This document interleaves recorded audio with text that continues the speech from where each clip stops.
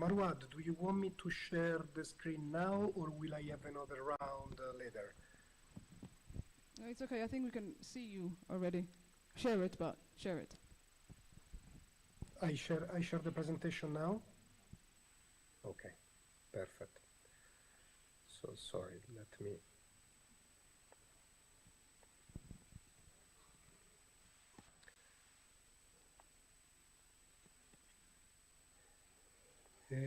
Laia, did you realize? Okay, I found now the button. Sorry about that.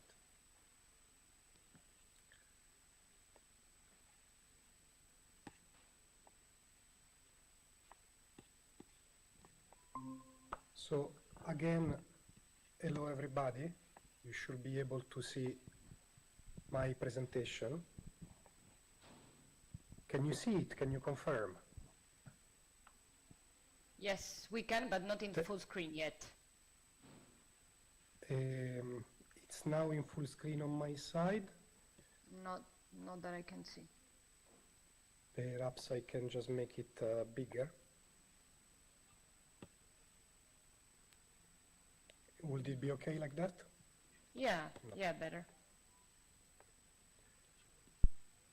Not sure why it doesn't go full screen on your side. Apologies.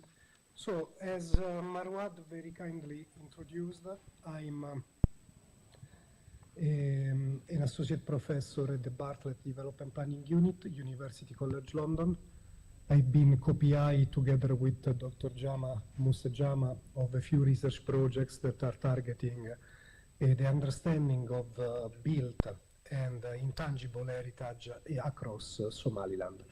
In this first slide, you can see some snapshots from two research projects. The first one on the left-hand side in Silak, so in the north of Somaliland, and then we have another coastal city, Berbera, in the center, and the image that you can see on the right in a map that we built collaboratively that give you an idea of the wealth of built artifacts that we've been trying to map out.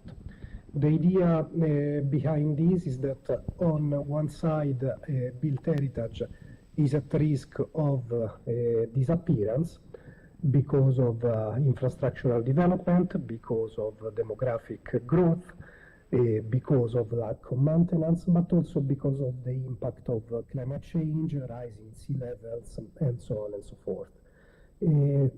Hence, we on one side wanted to map out what the richness of such built heritage and the stories connected to it in Somaliland, but also on the other side we will make an argument for its preservation, exactly in the direction that Marwad gave with her question, and her possible centrality in the overall idea of urban development in the future. What is the role of such built artifacts and the stories, the tradition connected to them in the future of Somaliland, despite or together with a massive urban development that is happening now in many cities? One important point of our research was the conceptual background that look at living heritage as something that safeguards and concentrates on the community's original connection with heritage. So it's not only about preserving as in a sort of museum-like scenario, but it's about understanding what kind of relationship the current communities or the past community did have with certain artifacts.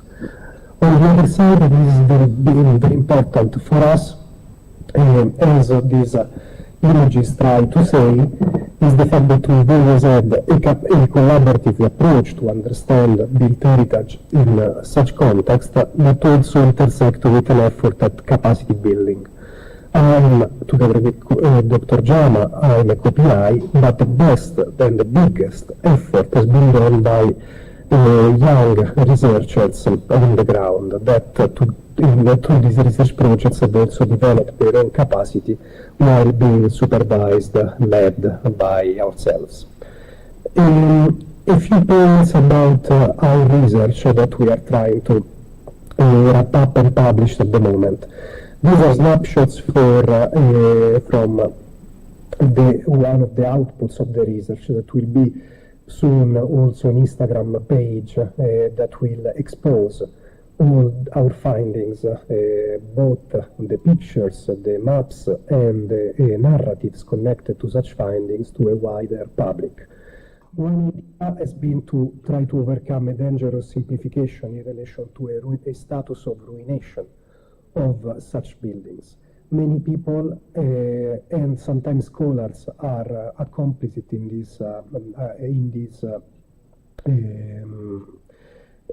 this simplification, tend to understand such cities as being in a ruined status. If we try to look better, we are not talking of ruins, we are talking of a built environment that definitely is populated by histories, by livelihoods, and so on and so forth, both in Sailac and in Berbera. Many of such artifacts still host civic activities and commercial activities that are fundamental for the history of the cities and their current life. All such civic stories also intersects with the religious identity of Somaliland and of such cities themselves. So, such as in this case, we see one mosque, the Qiblatain Mosque, very famous and the most ancient mosque in Somaliland and in Africa, and a couple of ruined mosques in the periphery, in the outskirts of Berbera in the center, and in the center of Berbera in Darole on the right-hand side. Importantly, many of such so-called ruined buildings very often host housing, dwelling activities. There are, we encounter a multiplicity of dilapidated built artifacts that nevertheless host a wealth of housing stories of people that are there and in their everyday, that occupy them with their own narratives and that are struggling to some extent to survive along with their built artifacts that are, because of the lack of maintenance that I was telling you earlier, at risk of demolition or at risk of collapse. I'm closing here because I'm conscious of time. We will be happy to share more about this research very soon. But just to say that, emphasizing the question that Marwad said, there is not one single answer to it, but to me, perhaps the most pressing concept is the fact that along with the preservation of the built heritage, we really need to understand about its role in the contemporary urban development. If we want to preserve it, we also to understand as a living part of the city, not only as something that will be confined in a museum-like fashion. Thank you so much for your attention. Thank you so much, Giorgio, for that very insightful brief discussion of what your research was about. We'll move to Abdul Fattah. Bismillah ar-Rahman ar-Rahim. Thank you, Marwad, and the team.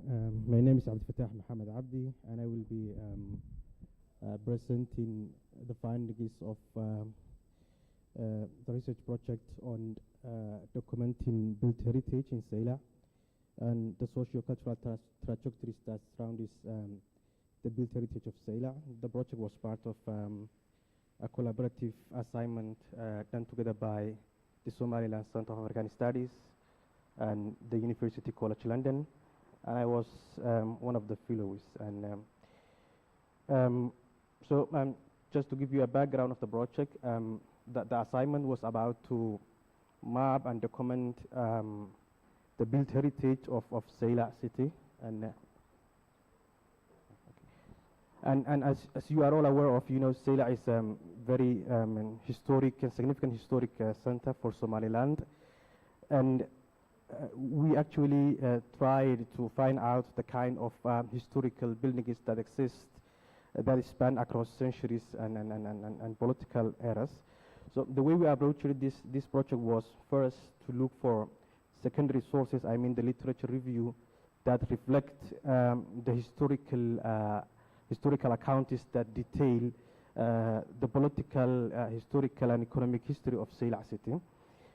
From this understanding is then we actually did design the methodology of the project in which we were collecting the data. Then we did field work to the city of Sela took pictures, did oral history interviews, passive sampling and related things. So this the general structure of the project, and then now I want to give you a snapshot of the findings. So from the literature review, we found that the city of Sela has different histories, historical times, which we can say a pre-Islamic history, which also composes the periods of the Sultanates and the period of the Ottoman and Egyptian rule, the British Empire colonial period, and the post-independence history of Sela city. So this is actually the way we can actually categorize and structure the history of the city. This is actually a very fast history that spans more than 2,000 years of history. I can assure you that we can summarize that 2 million years of history in this very short presentation. But what I can tell you is that Sela is one of the earliest African cities that Islam arrived through the African continent. And evidence of that is an icon, a built heritage, which we all know, which is called Qiblatain Mosque, or the dual prayers directionist mosque.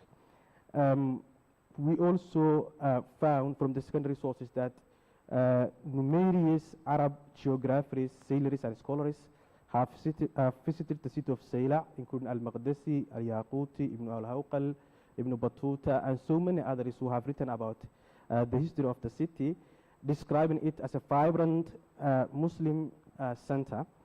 In the 12th and the 13th century, the city of Sela hosted Islamic sultanates, and the one that we already know is the Adal Sultanate. The Somali name is Awdal Sultanate.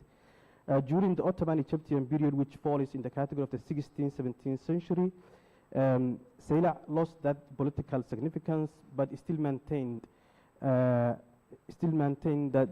trade and economic importance, because the political capital of Islamic sultanates of the Horn of Africa moved to Herat during Ahmed Gurey era. We also found that the Al-Qasim dynasty of Mukha, or Mukha in Arabic, from Yemen ruled the city of Sela. We know the Somali leader Haji al-Sharmake from 1841 to 1861. And then the city was integrated to the Egyptian Caliphate by the late 19th century.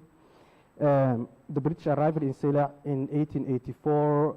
This actually led to the decline of the political and economic significance of the city of Sela due to the rise of Djibouti and loss of the trade influence, and the railway that connects Addis Ababa to Djibouti. One of the richest accounts that details the built heritage of Sela city is the account of Richard Burton that we are all aware of. Burton provides a vivid account of the houses, people, animals, and everything that lived in Sela during the 19th century. So again, we have also reviewed the colonial period, the kind of buildings that the British built in the city of Sela, and how they ruled the city during the British colonial period. Also in the report you can find the post-independence political, economic, and social situation of the city of Sela. On this background, we collected the empirical data, and when we did the field work, did interviews, site observations, and interviewed elders, residents, and local authorities. We actually documented near two dozens of historical buildings in the city of Sela. And one of these buildings include Maqam Ibrahim al-Sayli'i, which is a mosque, and now functions as a madrasa, which is reported to dates back to the 13th century and was rebuilt in 1970s. We have the Masjid of Al-Qiblatain. We have the mosque called Shadri Mosque, which dates to the Ottoman era, close to 300 years old. Still now, the mosque is in use after it has been a partial renovation was done to the mosque. We have the Sela Hospital building, which was built in 1939. Now it was rebuilt with the EU aid, including solar power renovations. We have the police line building which also goes back to the colonial period, used as a courtroom and later used by the Minister of Finance of Somaliland. Now that building is abandoned. We have the water shortage. I will conclude in 1 minute. The Masjid Al-Jami' is also among the buildings that we have documented, and the graves that are nearby the Masjid Al-Jami'. The Masjid Al-Jami' is the oldest, still in use, and it's also one of the mosques that Richard Burton mentioned in his account, including 5 other mosques that he mentioned had minarets.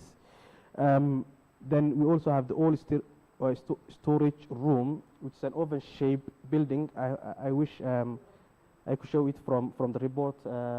If George could share it, but it's too late again. It is an Ottoman. It acted as an Ottoman museum, archive, weaponist house, courthouse. Now it's recently rebuilt for tourism purposes. So one from these documents that we have collected, empirical data we have collected is you can feel the dire situation of these historical buildings. Most of them are ruined or damaged with little renovation or attempts to renovate it.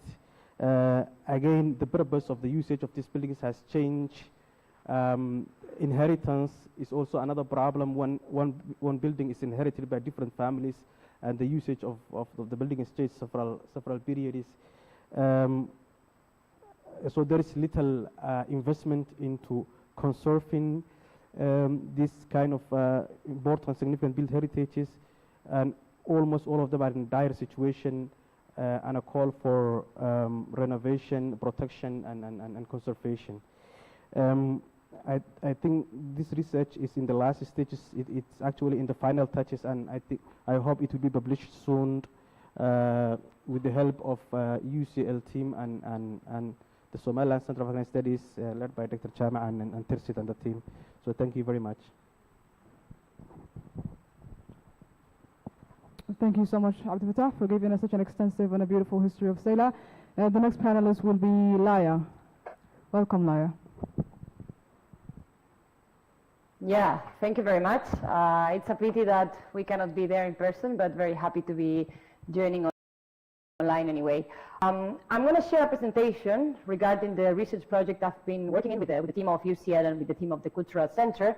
But I think I would like to respond to the question before going to the presentation, because I think that gives a background of why we've been doing the research that I'm going to show you in a few seconds through the presentation. And I think that, you know, the idea of preserving heritage, it's a lot about raising the awareness of how heritage is relevant to the culture. But then it seems like a never-ending cycle, because to raise awareness, you need action. But to have actions, you need to raise awareness. So I think that's something very important that I'm sure the Cultural Center has been already doing for a long time, is that of working on the archival and collection of data of the heritage, the rich heritage of that there is in Somaliland and in general, where we talk about the built heritage or the heritage in general. And this is something that we've tried to do as part of this research, archiving documents about the building knowledge and the important vernacular knowledge that there is in construction. And then secondly is learning, using all this archival knowledge to kind of use it to protect the built heritage and the heritage by using communities, municipalities, and in general all the stakeholders involved in the preservation of the built environment and of the heritage in general. And after responding this, and of course it's still connected, I'm going to share my screen, if it allows me.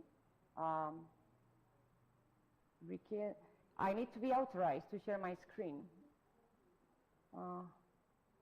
Okay. I don't think I'm authorized to share my screen, apparently. Are you clicking the button on the middle, Laya? Yes. Perhaps can someone share the presentation on Laya's behalf? Share the screen is blocked. Okay, let's see now. Select window or screen. Meet. Okay, yeah. Oof, I was getting worried. All right. Allow. I think it's now. Okay. PowerPoint?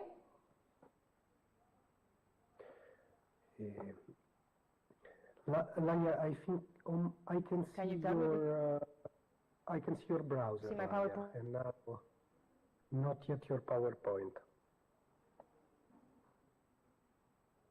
You don't see the PowerPoint? I think that by mistake you shared the browser window. Can you try with the PowerPoint?